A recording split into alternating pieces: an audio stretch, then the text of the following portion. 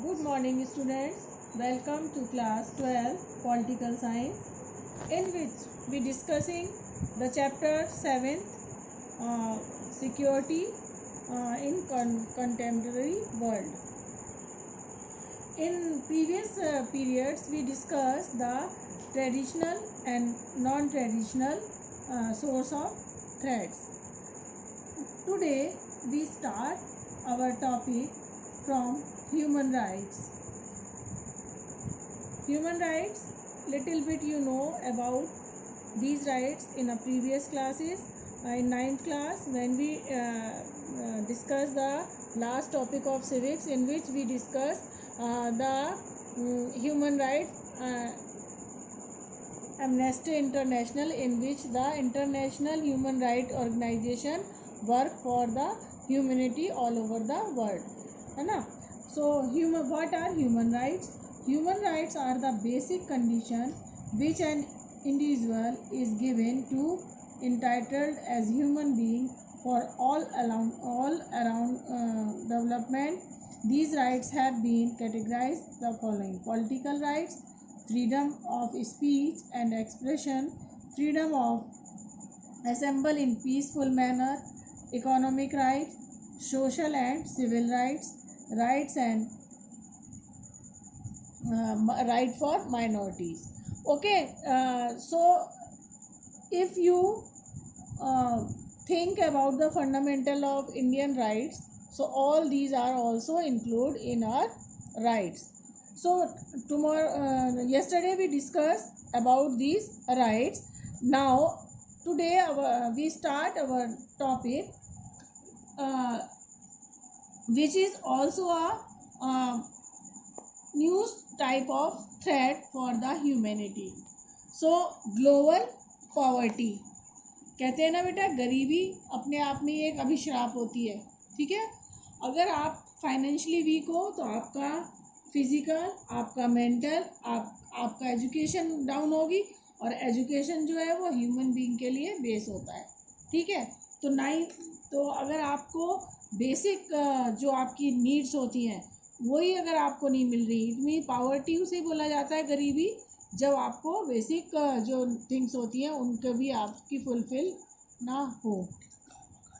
Yes, basic need क्या होती है बेटा, सब जानते हो आप लोग बहुत अच्छे से, कि हाउस है ना, एंड फूड एंड क्लोथिंग, रोटी कपड़ा और मकान हिंदी में जो कहते हैं, तो बेसिक होनी चाहिए. या जब इन चीज़ों की भी हमारी लाइफ के अंदर कमी आती है तो उस चीज़ को हम लोग कहते हैं कि पॉवर्टी, गरीबी उसको कहते हैं. इको के अंदर आप पढ़ते हो below poverty line, it means कि जो बंदा अपनी बेसिक नीड्स को भी पूरा करने में फेल है. ठीक है, तो this is also a very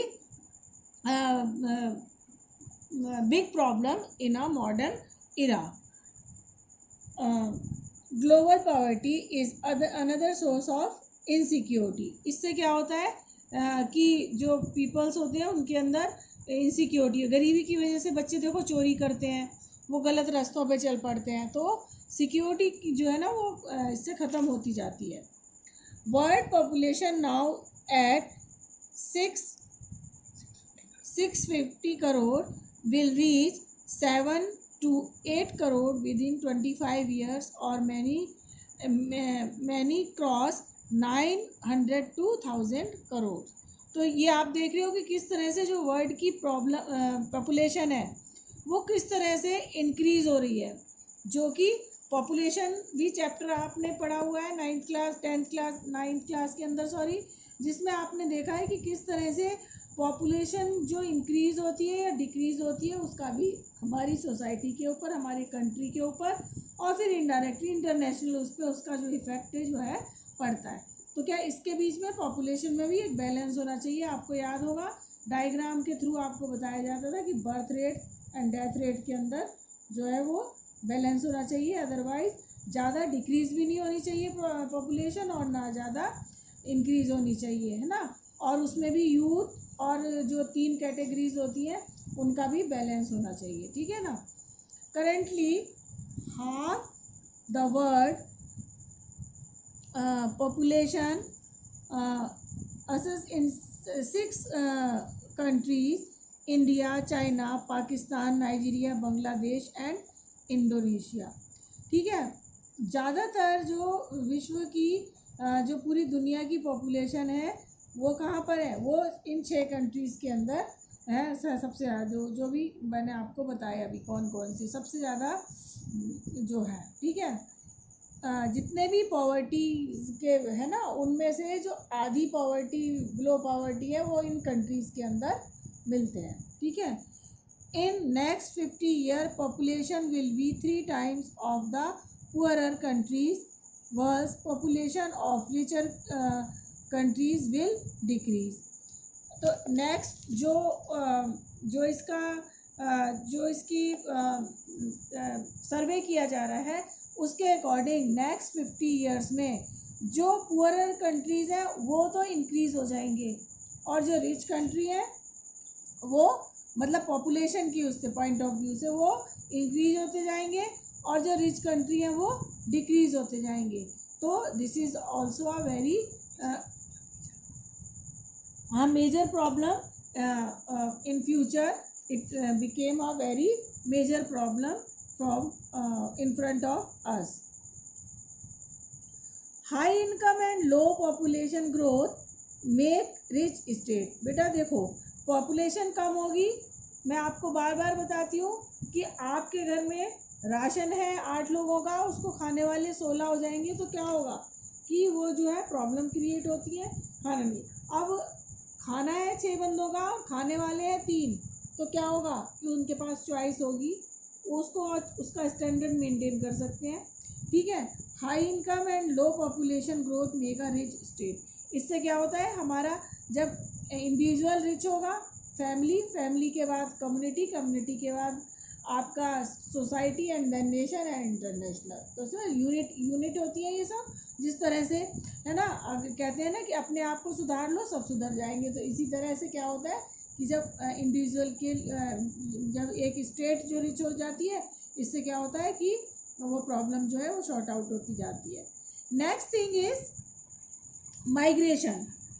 migration is also a very large problem in poverty in the south has also led a large scale migration to seek better life, especially better economic opportunity in the north. This has created an international political problem. International law and norms make the distinction between the migrants and the refugees. States are generally supported to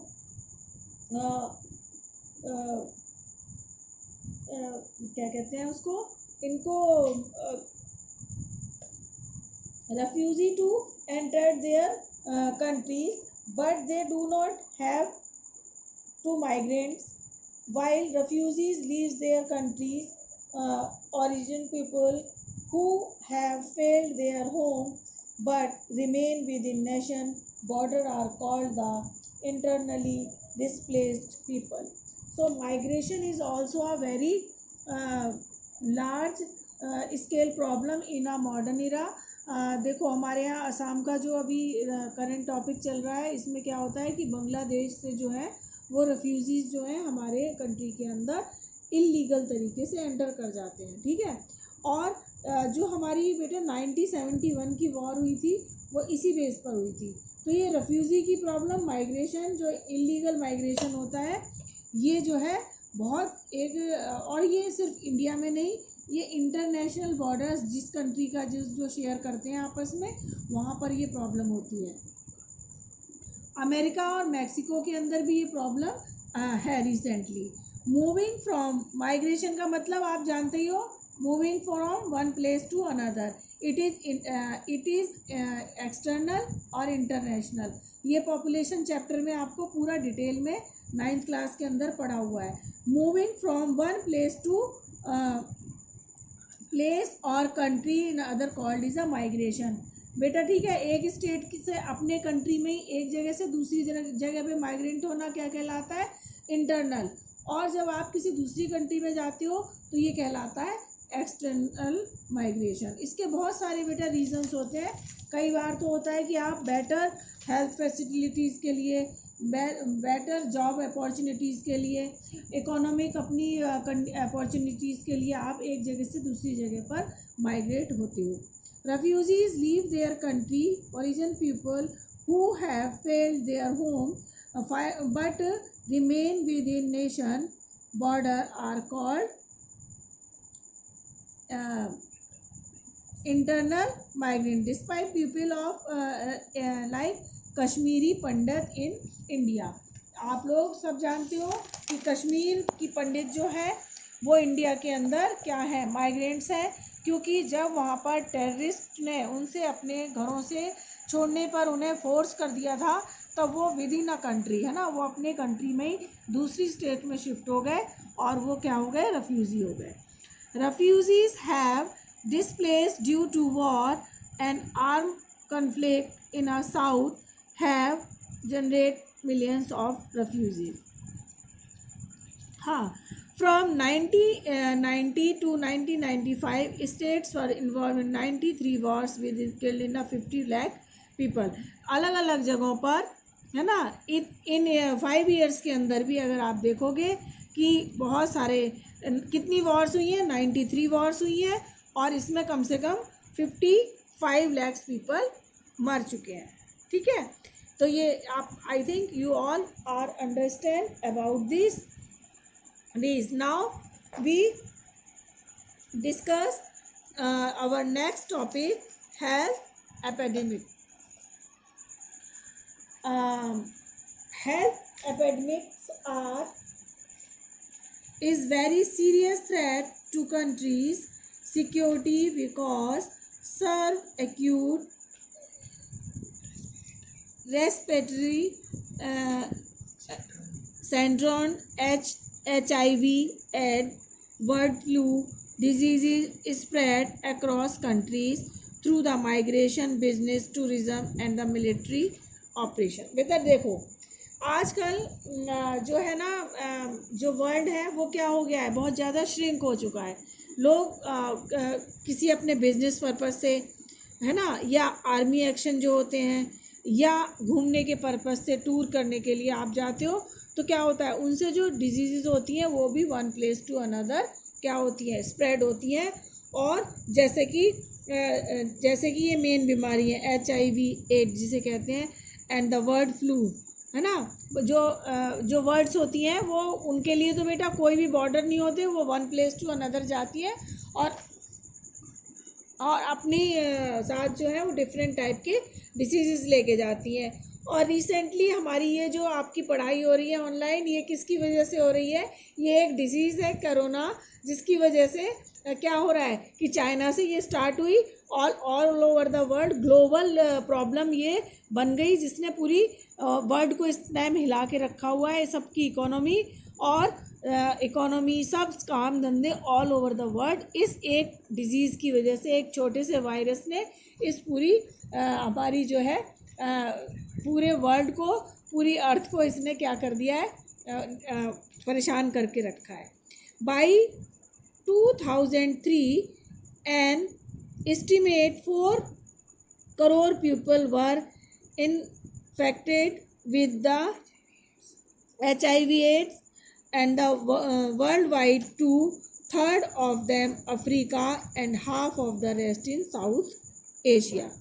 बेटा ये नई नई जो बीमारी होती हैं वो निकल के आती हैं।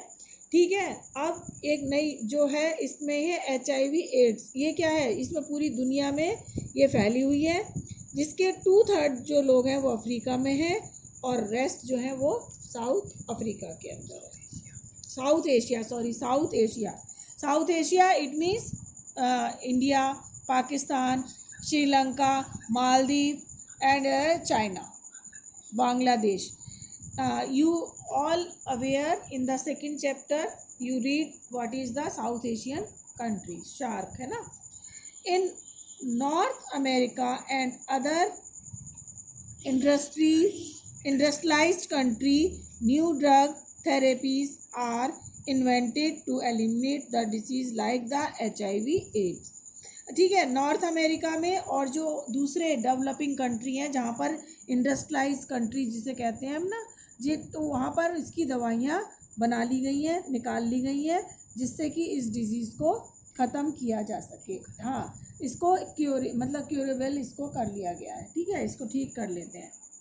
It is very expensive to help region like Africa, poor regions like Africa, but ये बहुत ज़्यादा एक्सपेंसिव होती है, जो कि अफ्रीका जैसे पुअर कंट्री के लिए बहुत ज़्यादा वर्थ रखती हैं। वो उसको अफोर्ड नहीं कर सकती। Now next topic is cooperative security. Non-traditional threat is security require cooperation rather than military confrontation। ठीक है, वहाँ पर क्या होता है बेटा, ये जो कॉपरेशन की ज़रूरत होती है, इस टाइप की जो थ्रेट्स होते हैं, खतरे होते हैं, इसमें क्या होता है, कॉपरेशन चाहिए होता है, ना कि आपको आर्मी की बहुत ज़्यादा ज़रूरत होती है। Military force may require to war with terrorism. इस तरह जो हमें टेररिज्म से लड़ना होता है, उसमें हो सकता है हमारी आर्मी जो है वो अच्छा रोल प्ले कर दे, बट जो दूसरे थ्रेट्स होते हैं, इसमें जो है हमें क्या चाहिए होता है, हमें कॉपरेशन चाहिए होता है सारे कंट्रीज का, एक दूसरे को अपने को सिक्योर करने के लिए। हाँ, जैसे कि अब ये जो प्रॉब्लम चल रही है कोविड-19, इसमें क्या है, इसमें आर्मी बेटा नहीं, एक मतलब इसको हराने के लिए आर्मी की जितनी ज़रूरत नहीं है, इसमें हमें डॉक्टर्स की ज़रूरत है, हमें नर्सिस की ज़रूरत है। तो हमें क्या चाहिए, इस तरह के हेल्थ वॉरियर्स की, आप रोज़ टीवी में देखते होगे, इस तरह के पुलिस जो है वो किस तरह से बेचारे काम कर रहे हैं। तो इस तरह की जो हमें मतलब सोशल सर्विसेज ज़्यादा चाहिए इसको करने के लिए। ठीक है, हाँ, military force can not help to decrease poverty, है ना, and manage migration and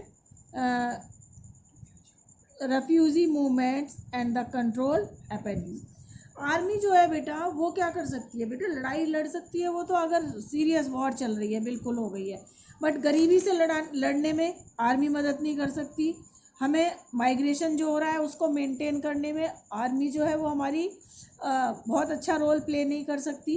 refugee जो मूवमेंट्स है उसके अंदर भी क्या है, ये सिविलियन प्रॉब्लम्स हैं, ये हमारी सोशल प्रॉब्लम्स हैं, एंड कंट्रोल, और ये इसको मेंटेन, इन सब प्रॉब्लम्स को मेंटेन करने में हमारी जो गवर्नमेंट है उसका रोल होता है, एंड उसके अलावा एनजीओज वगैरह जो होते हैं, हाँ, जो हमारी गवर्नमेंट के डिफरेंट ऑर्गन्स हैं, जैसे कि लेजिस्लेचर, एग्जीक्यूटिव एंड जुडिशरी, ये इसमें इम्पोर्टेंट रोल प्ले कर सकते हैं। इसके अलावा आपके जो सोशल वर्कर्स हैं, एनजीओज हैं, ये इसके अंदर अच्छा रोल प्ले कर सकते हैं। ठीक है, if all countries will cooperate each other than this problem can be solve quickly. बेटा अगर सारे कंट्रीज एक साथ आ जाए, कोऑपरेट करें एक दूसरे को, मतलब जो चीज़ हमारे पास है हम दूसरे कंट्रीज को प्रोवाइड करें, अपने नेबरिंग कंट्री को या अनदर, जैसे कि अब हमने अमेरिका को बहुत सारी मेडिसिन्स जो है इसके रिगार्डिंग दी हैं, जिसका मतलब जो इंडिया के अंदर बनती हैं। इसके अलावा देखो, अभी आपने देखा कि इटली सबसे ज़्यादा वहाँ पर बहुत ज़्यादा प्रॉब्लम थी, तो सारे जो यूरोपियन नेशन थे वो उसके साथ खड़े थे, एज वेल एज रशिया की आर्मी ने वहाँ पर सर्विस करी है, क्योंकि वहाँ पर वो जो है पोजीशन जो है वो, हाँ, जो वहाँ पर पोजीशन जो है वो आउट ऑफ कंट्रोल थी, वहाँ पर आर्मी ने जाकर वहाँ पर सिविल वर्क किया, मतलब हेल्थ के लिए। ठीक है, और इंडिया ने यूएई को, क्योंकि वहाँ पर इंडियंस बहुत हैं बेटा, और नर्सिस जो हैं साउथ से बहुत ज़्यादा जाते हैं वहाँ पर, एज ए माइग्रेशन होता है वर्क इकोनॉमी, है ना, इकोनॉमिक अपॉर्चुनिटीज़ के लिए। तो इंडिया ने अब कोविड-19 के वहाँ पर जो सर्विस के लिए, कॉपरेशन के लिए यूए को अपनी बहुत सारी नर्स फैसिलिटीज़ वहाँ पर प्रोवाइड की है। इन cooperative society may also involve all countries as well as the international organization like World Bank, NGO, Red Cross, WHO and IFME. You all are aware about this international organisation and ये सब आपके UNO के different organs हैं, जिसमें कि world bank बेटा पैसा देता है। एनजीओज जो होते हैं रेड क्रॉस, आप लोग स्काउट गाइड का आपके स्कूल में भी कैंप लगता है, किस तरह से उसमें आपको डिजास्टर मैनेजमेंट और डिफरेंट डिजीज से लड़ने के लिए आपको उसमें ट्रेनिंग दी जाती है। WHO वर्ल्ड हेल्थ ऑर्गेनाइजेशन, ये पुअर कंट्रीज़ को विदाउट जो मतलब बिना रिटर्न के, मतलब वापसी लेने की उम्मीद के बिना, ये बहुत सारी मेडिसिन और डिफरेंट टाइप के जो वैक्सीनेशंस हैं वो सारी प्रोवाइड करते हैं पुअर कंट्री को। IMF इंटरनेशनल मॉनेटरी फंड, ठीक है, ये पुअर कंट्रीज़ को डेवलपिंग कंट्रीज़ को as well as poor countries को ये लोन प्रोवाइड करते हैं। Next, I think you all understand this topic. India's security strategy to strengthen its military opportunities, ठीक है। इंडिया जो है वो सिक्योरिटी की उसकी क्या कहते हैं ना नीति, आप मैच खेलते हो तो उसकी पूरी एक वो तैयार करते हो कि किस स्ट्रेटजी किस तरह से वो करते हैं। To strengthen the military opportunities, capabilities, तो अपनी जो आर्मी की कैपेबिलिटी है उसको किस तरह से कैपेबल बनाना है वो देखना है। India has involve in conflict with its neighbouring country Pakistan in 1947, 48, 1965 and 1971 and 1990 and China in 1962। बेटा देखो, बॉर्डर स्टेट है इंडिया, जो है पाकिस्तान इंडिया का ही पार्ट था बिफोर 47, बट कश्मीर जो है हमारा एक इशू है। जब ब्रिटिशर्स यहाँ से गए तो उन्होंने 2 नेशन थ्योरी जिन्ना की पे काम किया। अब क्या हुआ कि जब 2 नेशन बन गए तो कश्मीर जो है वो इशू आज तक है UN के अंदर, वो हमारा ये इशू है, ठीक है, वहाँ के कोर्ट के अंदर। तो 47 में कश्मीर के रिगार्डिंग लड़ाई हुई 1 ईयर, ठीक है। तो इसमें हमारा कुछ पार्ट चला गया है और वो कहते हैं कि जो कश्मीर है वो हमारा है, तो ये हमारा इशू है। उसके बाद 1965 में हमारा पाकिस्तान से झगड़ा हुआ, तो इट मीन्स 1 2 3 4 लड़ाई तो हम पाकिस्तान से लड़ चुके हैं। एंड 1962 में चाइना से लड़ाई जिसमें हमें डिफीट मिली थी, ठीक है।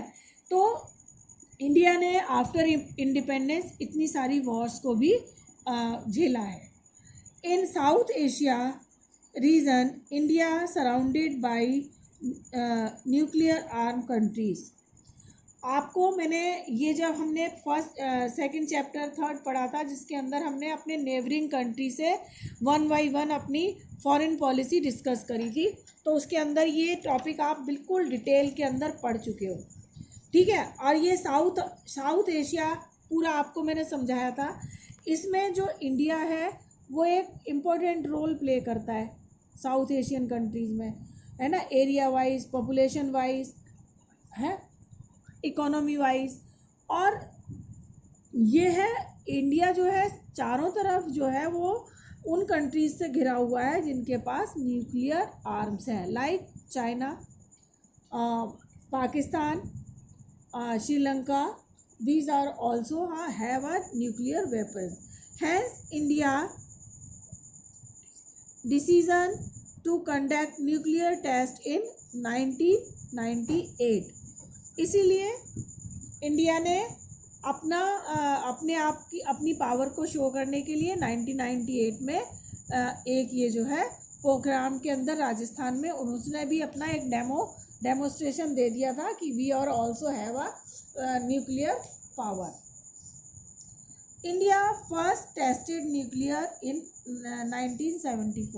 1974 में भी उसने किया था, बट वो क्या हो गया था, सही नहीं हुआ था, पर वो है 1998 में था, वो हमारा सक्सेस हुआ था। To strengthen international norms and international institution, India first PM Jawaharlal Nehru supported Asia solidarity disarmament and UN as form the settle down the international conflict.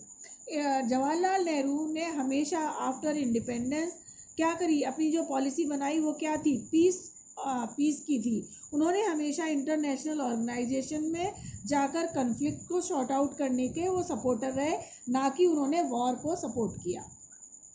It used non-aligned to help to carve out the area peace outside the blocks.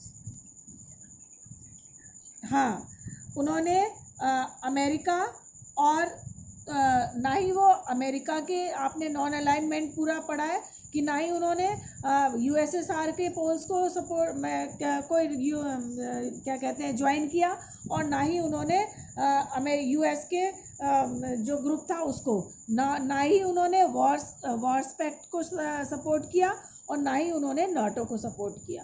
ठीक है, उन्होंने एक नया non align पूरा chapter पढ़ाया है आपको मैंने इस पर, वो इसके सपोर्टर थे, जिससे कि दोबारा से जो है कि वॉर की जो पोजीशंस है वो क्रिएट ना हो, जो ज़्यादा इनके अंदर जो ईगो है वो ऐसा ना हो कि थर्ड वर्ल्ड वॉर में क्रिएट हो, जिससे कि ह्यूमैनिटीज़ को खतरा हो। India signed